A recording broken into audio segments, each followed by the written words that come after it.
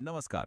તમને ખબર છે, ક્યારેક સૌથી સાદી દેખાતી વસ્તુઓમાં જ જીવનના સૌથી મોટા રહસ્યો છુપાયેલા હોય છે.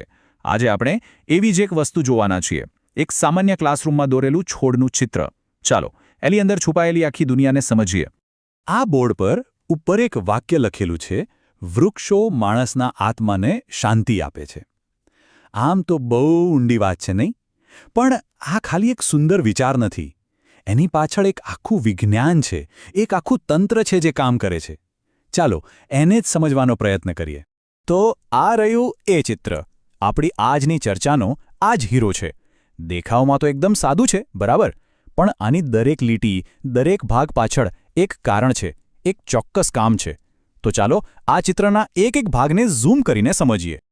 કોઈ પણ વસ્તુની શરૂઆત એના પાયાથી થાય. તો આપણે પણ આપણી વાતની શરૂઆત કરીશું છોડના પાયાથી, એટલે કે જમીનની નીચે છુપાયેલા ભાગથી. ઓકે, તો સૌથી પહેલા જોઈએ મૂળને. અહીં એને મૂળ તંત્ર કહ્યું છે, અને ખરેખર આ આખું એક તંત્ર જ છે.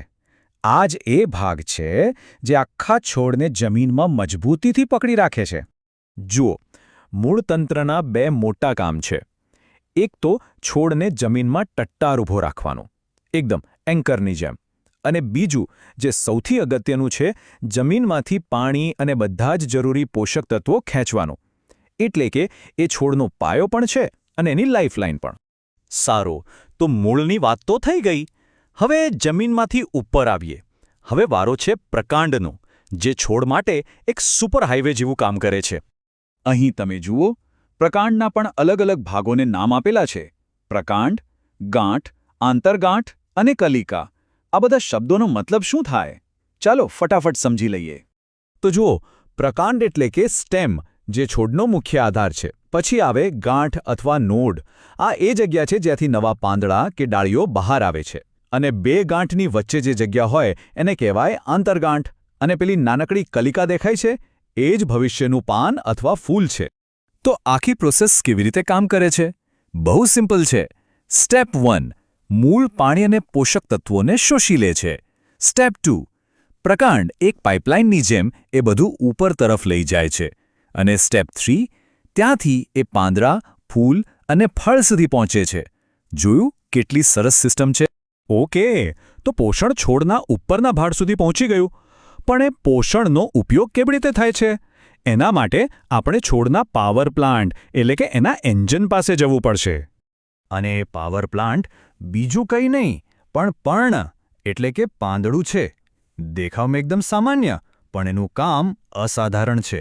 આખું તંત્ર આના પર જ ચાલે છે. પાંદડાને આપણે છોડનું રસોડું સમજી શકીએ. અહીં જ પ્રકાશ સંશ્લેષણની જાદુઈ પ્રક્રિયા થાય છે. એટલે કે સૂર્યપ્રકાશનો ઉપયોગ કરીને પાણી અને કાર્બન ડાયોક્સાઇડમાંથી છોડ પોતાનો ખોરાક બનાવે છે. અને આ જ ખોરાકથી આખો છોડ જીવે છે અને મોટો થાય છે. તો છોડ મોટો થઈ ગયો, એને શક્તિ મળી ગઈ. હવે શું? હવે વારો આવે છે એના જીવનના સૌથી મહત્વના હેતુનો, પોતાનો વારસો આગળ વધારવાનો. અને એ વારસો આગળ વધારવાનું કામ કરે છે પુષ્પ, એટલે કે ફૂલ. છોડે જે કાંઈ મહેનત કરી એનું આ સૌથી સુંદર પરિણામ છે. પણ યાદ રાખજો, આ સુંદરતા માત્ર દેખાડો નથી, એની પાછળ એક બહુ મોટો હેતુ છુપાયેલો છે. ફૂલનું મુખ્ય કામ છે પ્રજનન. એ પોતાના રંગ અને સુગંધથી મધમાખીઓ, પતંગિયા અને પક્ષીઓને પોતાની તરફ ખેંચે છે. આ જીવજંતુઓ પરાગણનયનમાં મદદ કરે છે, જેનાથી નવા બીજ બને છે. આમ છોડની આવનારી પેઢી તૈયાર થાય છે. અને જ્યારે પરાગનયન સફળ થાય, ત્યારે એ ફૂલમાંથી બને છે ફળ.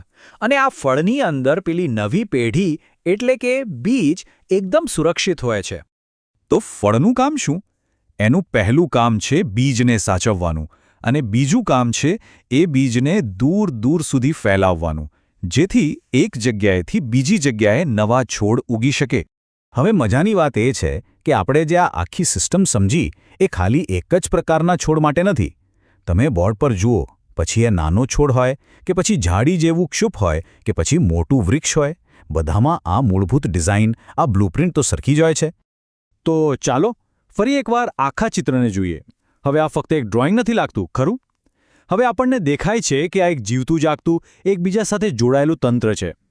મૂળથી લઈને ફળ સુધી દરેક ભાગ પોતાનું કામ બરાબર કરે છે ત્યારે જ જીવનનું આ ચક્ર ચાલે છે. તો જોયું, એક સાવ સાદા લાગતા ચિત્રમાં પણ કુદરતની કેટલી અદ્ભુત અને પરફેક્ટ ડિઝાઇન છુપાયેલી છે. આ આપણને વિચારવા પર મજબૂર કરે છે કે આપણી આસપાસ રોજબરોજની એવી કેટલીય વસ્તુઓ હશે જેમાં આવા જ શાનદાર રહસ્યો છુપાયેલા પડ્યા હશે.